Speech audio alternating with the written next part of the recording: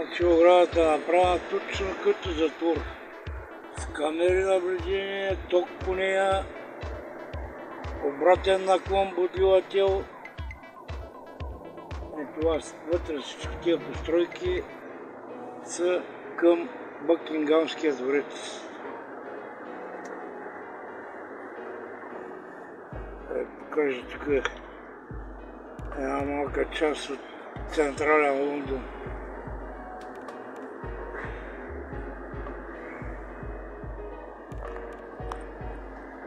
Както обикновено с камиона сме.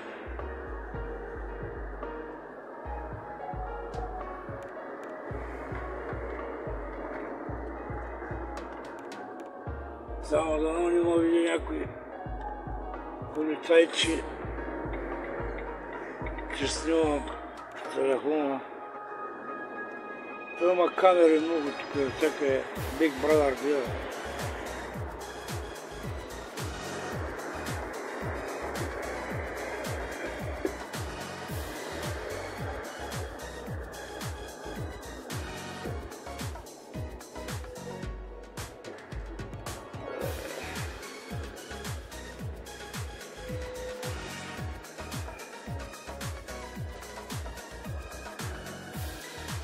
Виктория Палас и там горе пише. Там нататък е Виктория Стейшън. И тук като цяло по принцип има много народ като цяло, но виждате сега в момента няма хора.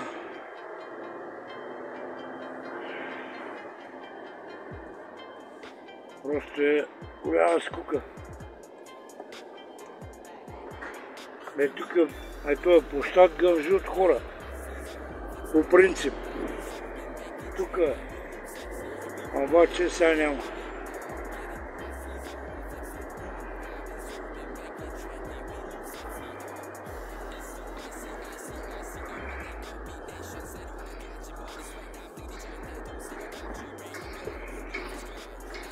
Сега просто е мъртвило все още.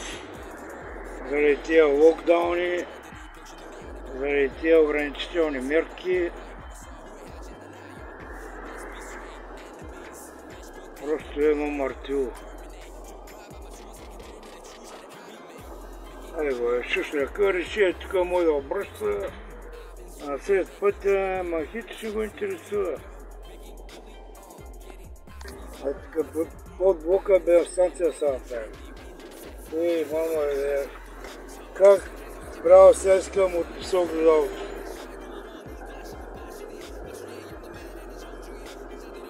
Да живеят аристократите, английските аристократи.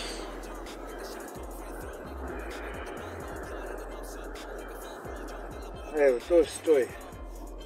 Те решава, тук се обръщаме, все едно сме в Бангладеш. И масово го правят пакистанци, индийци, все такива олигофрени.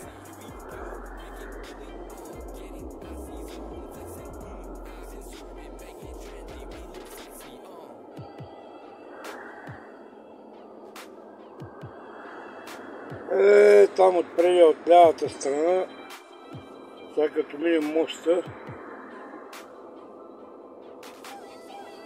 ще ви покажа сградата на Ми-5, Ми-6. Тя агентурните особи тук на английското разузнаване.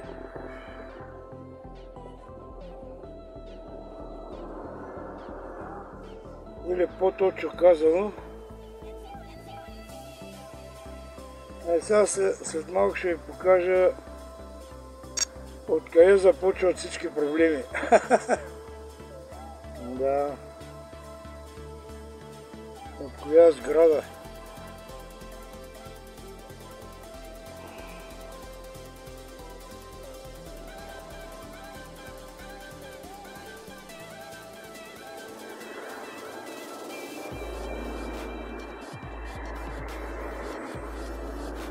улица преди. Ето там отдясно. Ето тази сграда. Ето това е сградата на Ми-5, Ми-6 на английското разузнаване. Ето тук започват всички проблеми. Ето е тази сграда. Това е реката Темза.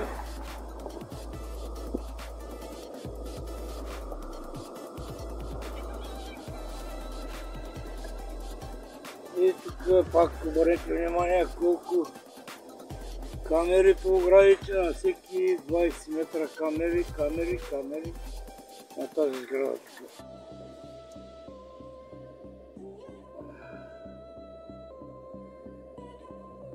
Това е Vauxhall British се казва. Може да се каже, че тук е пъпа на Лондон. Значи там отляво от другата страна е Биг Бен. Ние отиваме тук тъй един обект, който е непосредствена близост до американското посолство. Его сега нещастника само и само да се навре пред мене след тая бялата Шкода. Така хубаво му засече отляво, че добре, че очаквах, че го направи, за да не го подпра. Този блок отсреща пак ние го строихме. Вече даже има обитатели на този.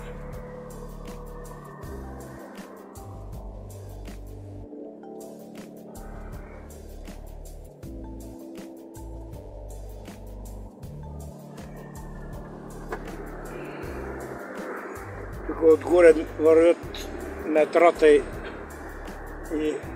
железопътния транспорт на Лондон.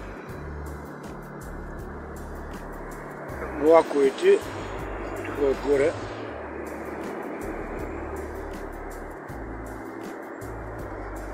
И ето тук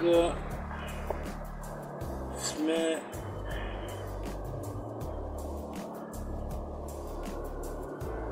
в една от най-богатите части тук на Лондон. Ето тук точно падна хеликоптера преди 2 години, ето тук на пътя. Един хеликоптер се удари в стрелата.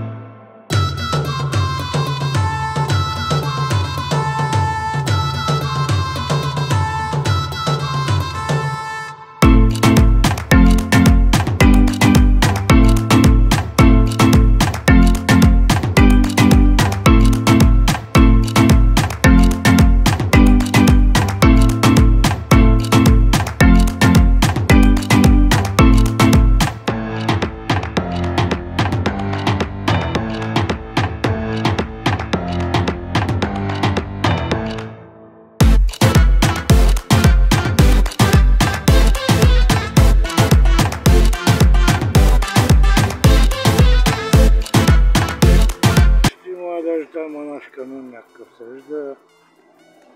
От тия блокове строим в момента.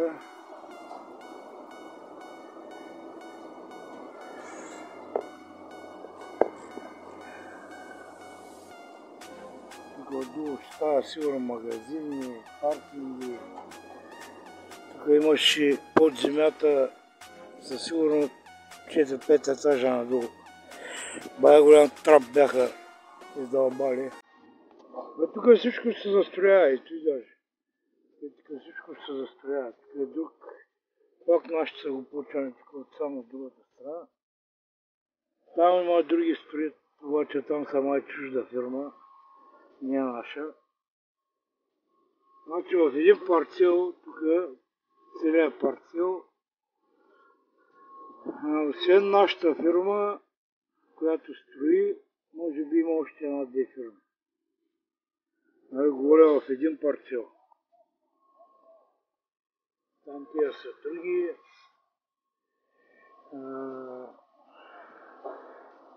Ето е блок от другата страна. Да го видите, който показах, че пак ние сме го строили.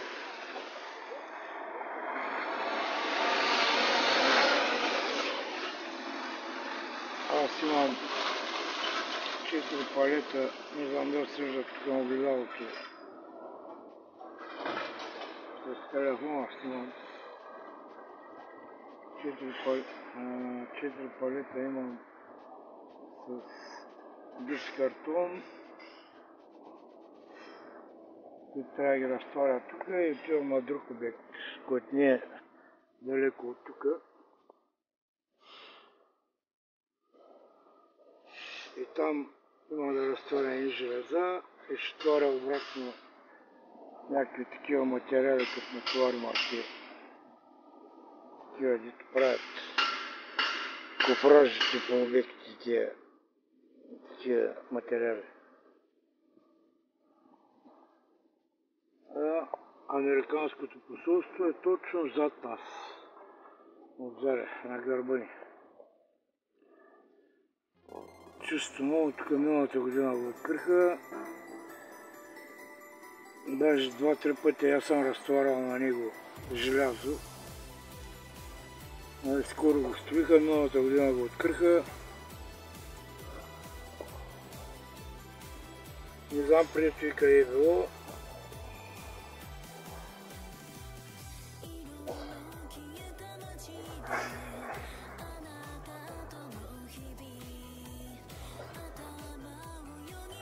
Обаче сега тук много близо до нас.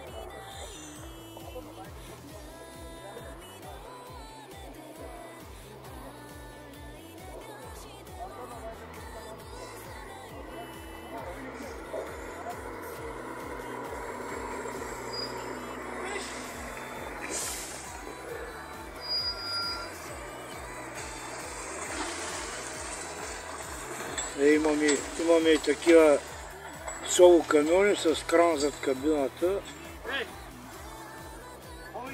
Ето това с Big Boss. Big Boss. No, my YouTube.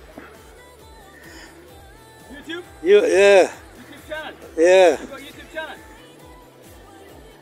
They see you everywhere in the world. Let me see. No, Turn it. later. После се включа пак. Така, приятели. Разтоварихме първия адрес, сега отиваме на втория. Тук пак ще минем през един мост над реката Темза, през друг мост, не Лансфорд. Не, че ми изкочил такова касъка, ето от също.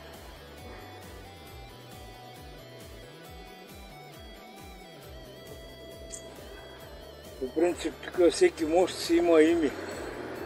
Всеки мост над Темза в Лондон си има име.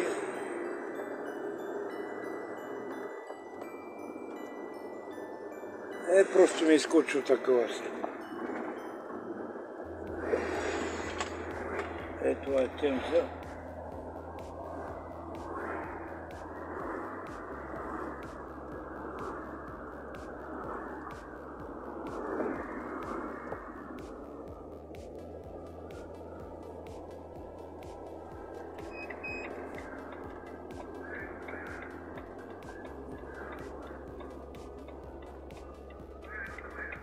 Има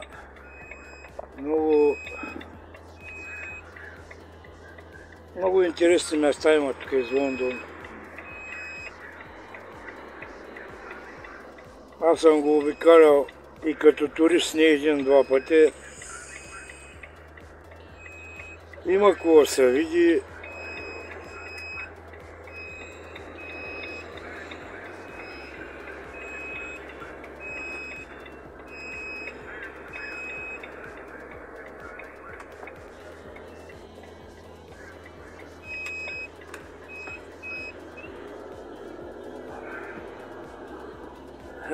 С тия левите завои трябва да се внимават тук, че навират с колелета, моторетки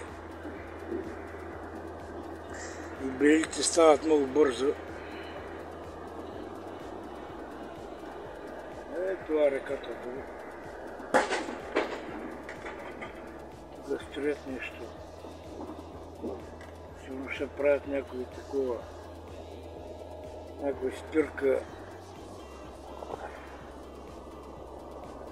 Има такива с... Както едно време при нас имаше едни комета им викаха. От Дунава организираха и правяха транспорт между Русе, Силистра, Видин и тук има такива. Това беше някакъв университет тук. И тук има такива лодки, къде правят речен транспорт по Темза. Дори тук вътрешно, като градски автобуси тук в Лондон. Само че по реката вървят.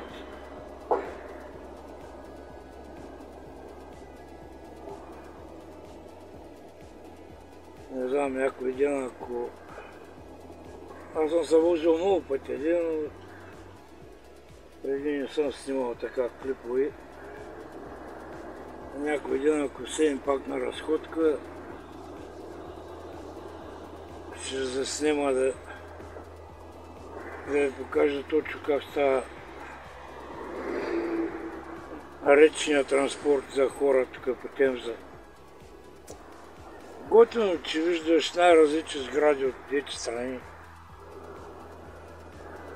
Не е скъп билета.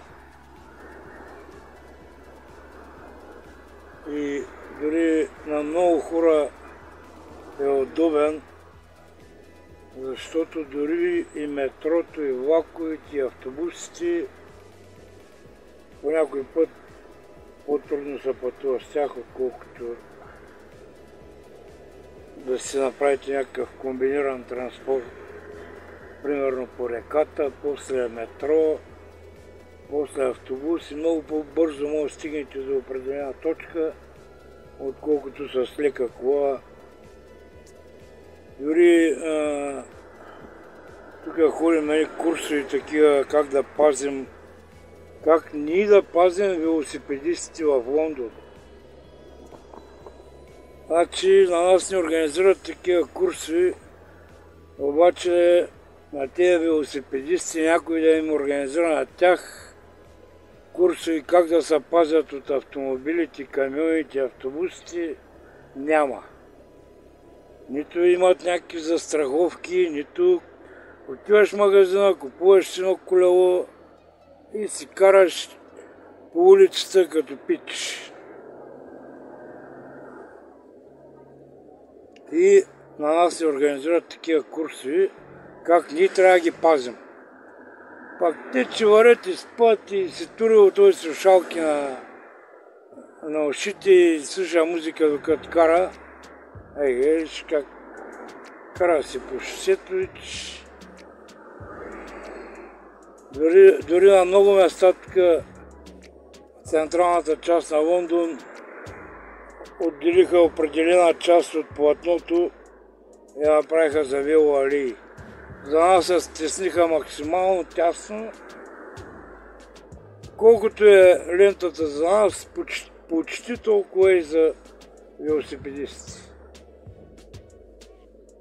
И си кара той колелото и с шматка някой път като съберат тези двама един до други, се приказват и на тебе трябва да се ти нервите от корабни лъжета, братче, да ги търпиш, докато по някакъв начин да ги заобиколиш или ти да се оттеглят някой улица друга. Просто някой път уникални язови са. С тези велосипедисти. А тия с скутерите, тия малките скутерчета, моторетките, за тях да не говорим пак. Те тук са доставки по домовете, куриери има такива. Его сега как си кара на зигзаг. Въобще не му пука, че някой мога го блъсне. Обаче казват, ти трябва да го пазиш. Говоря за тези скутерчета. От тях има много куриери, много такива, които доставят храна по домовете. Най-различни са. И те са абсолютно нахални и са врат между колите. Отляво, дясно, бързат, все бързат и са уникални идиоти. И като цяло ние трябва да ги пазим всичките. И велосипедисти, и тея с скутерите, и когато да стане се казват, ти трябва да го пазиш.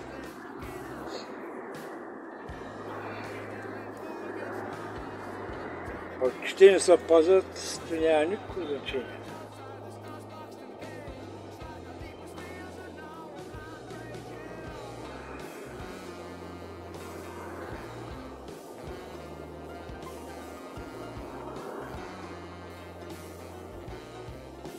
И така, приятели, идваме към втория адрес да разтоварим, трябва нещо да ни натоварят там и оттам се тръгваме за гаража.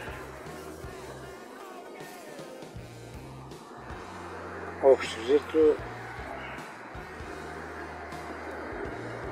Лондон е така, тръгни, спри, тръгни, спри, тръгни, спри, като всеки голям град.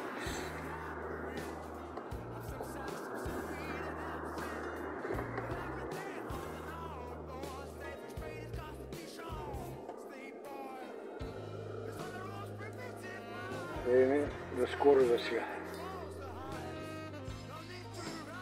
Значи, пристигнах тук на втория адрес да разтоварвам. О, Челси! И гледам, понеже тук разтоварваме на улицата, заограден съм с конуси и ленти бяло и червено. Много работа, предполагам се вижда. Обаче гледам тук, хората заоградили едно петънце и се регулира с временен светофар.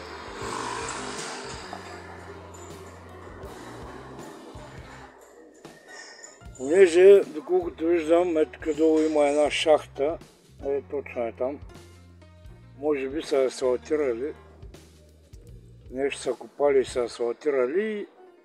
И докато стегне, може би, асфалта, са го заоградили те с тези конуси, но петънци там. И с този временен светофар, той е за идващите от моята посока, а зад него е другия, който спира тези от срещата. И за квартала богатите Челси, Ролс Ройси карат.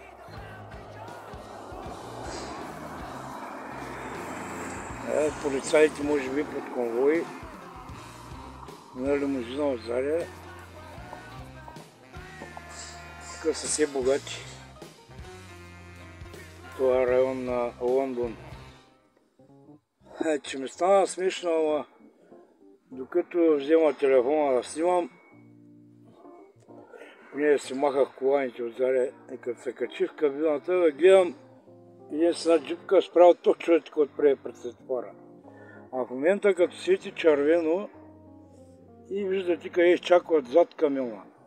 Его сега светна зелено и тия тръгват, които изчакват зад мене. Обаче един глупак си на Хикс петица дойде и спря точно така отпреди.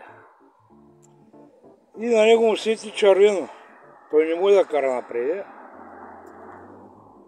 И отсреща колона с коли и тръгват срещу него. И 5 минути не може да се разминат къде. Голяма чудо. Значи какви идиоти има тук по пътищата, смятай. Може ли са, има табела, ама тя е тук се пада. Нали, тая табела, че да изчаквате тук преди табелата. Обаче аз понеже малко я закривам, тя пак се вижда от извън камиона, от заля, които идват я виждат. И хората, които са умни и горе-долу знаят правилата, спират и чакат от заля зад камиона. Обаче има и тапанари, които идват чакат тук отпреде и задръстват тая лента и чакат да светне зелено, а през това време светва зелено на уния отсреща и те няма откъде минат.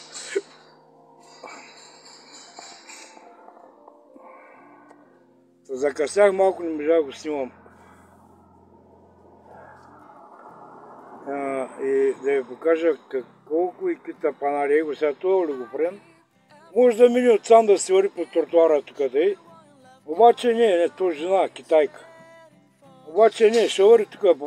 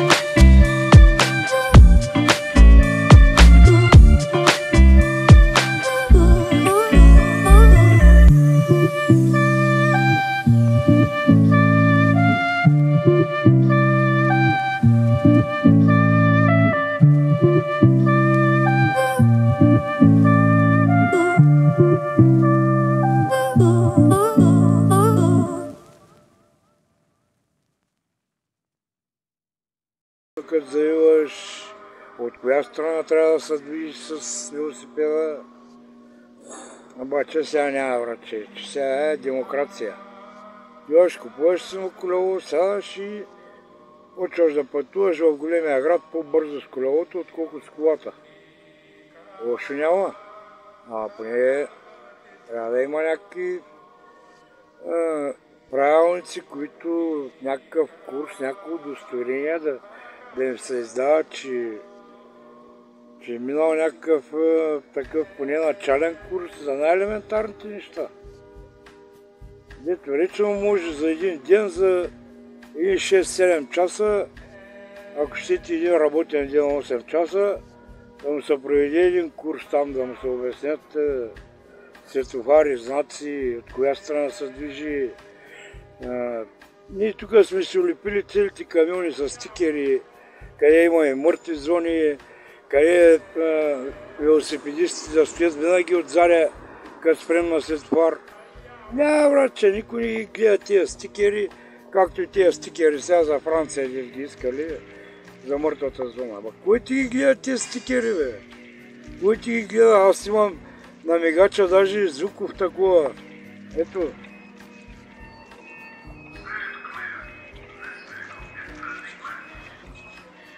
Къде, като се включа мигача, имам отзаря такова, вика, пазете се, този автомобил заева наляво, примерно. Като включа десния мигач, почва да приказва, пазете се, този автомобил заева надясно. Никой не го интересува, хора, казвам ви. Никой не го интересува. Идва, навира се,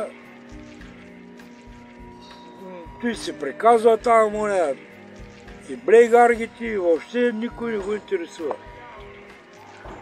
Аха. Дойде човека, който ме разхора, който ми издаде на на камерата му го видим.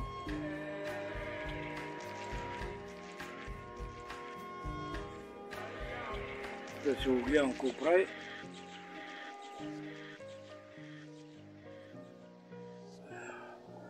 И аз си пия кафенцето тук в кабината и наблюдавам олигофрените наоколо. Колко тъпи хора има по света.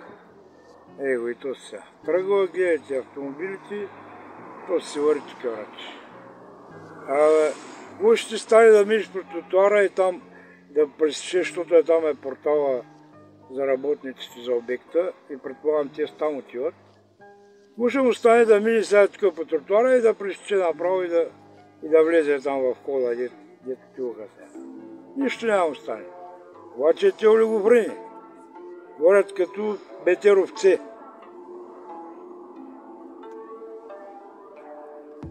Та така ли? Искам да ви покажа малко тук от лондонския живот. Предполагам и по София, България, Варна, нали, Пловдив, големите градове. Предполагам, че навсякъде е така.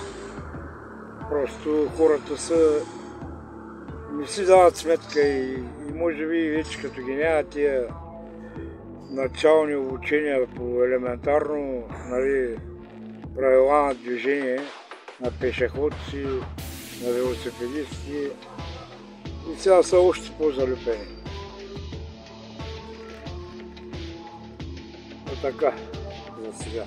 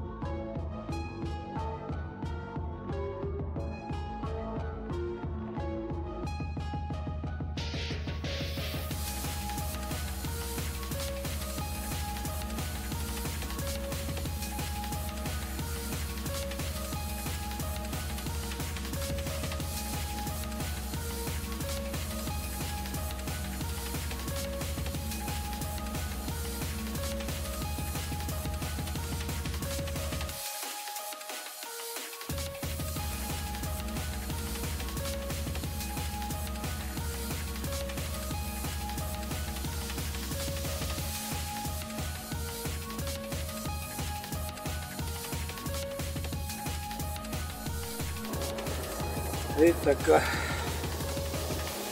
6:30 вечерта, тръгваме си от обекта.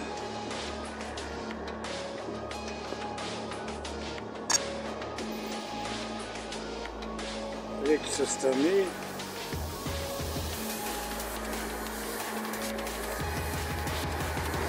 Да се надяваме, че няма да има трафик.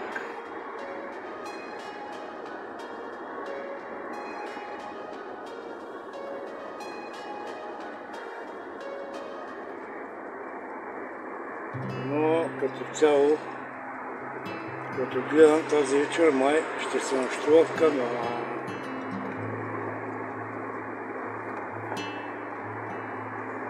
Няма да стигне времето да се приберем до гаража.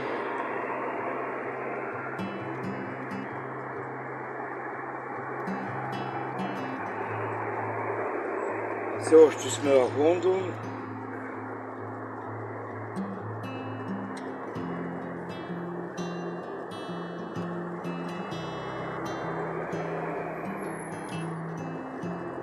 В 6:30 движението е прилично. Значи трафика става след 4 часа до към 6. Когато всички стръгват от работа, но сега все още, нали, всички работят от къщи. Повечето е, който може да работи от къщи, който не може, ходи на работа.